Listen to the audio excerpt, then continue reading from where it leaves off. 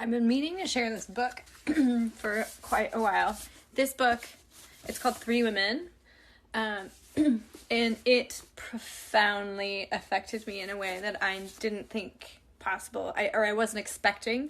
I think Lisa Taddeo is one of the most phenomenal writers I have ever had the pleasure of reading. I mean, this book really was such an incredible perspective.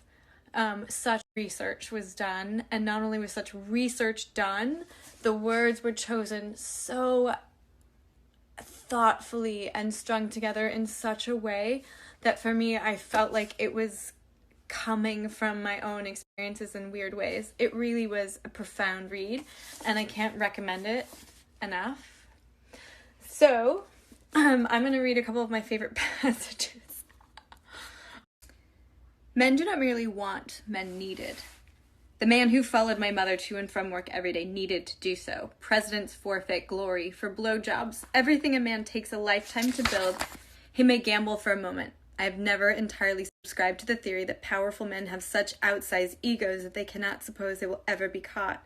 Rather, I think that the desire is so strong in the instant that everything else, family, home, career, melts down into a little liquid cooler and thinner than semen, to nothing.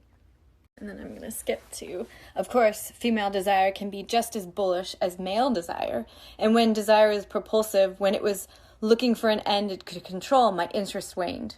But the stories wherein desire was something that could not be controlled, when the object of desire dictated the narrative, that was where I found the most magnificence, the most pain. It resembled pedaling a bicycle backward, the agony and futility, and finally the entry into another world altogether. So humor me while I read a couple passages from my favorite book and book club of the month of July, Three Women. So I'm going to start in the prologue, and bear with me. Men did not merely want, men needed. The man who followed my mother to and from work every day needed to do so. Presidents forfeit glory for blowjobs. Everything a man takes a lifetime to build, he may gamble for a moment. I have never entirely subscribed to the theory that powerful men have such outsized egos they cannot suppose they will ever be caught. Rather, I think that the desire is so strong in the instant that everything else, family, home, career, melts down into a little liquid cooler and thinner than semen, into nothing. It's so good. This is also one of my favorites because this is how she tees it up.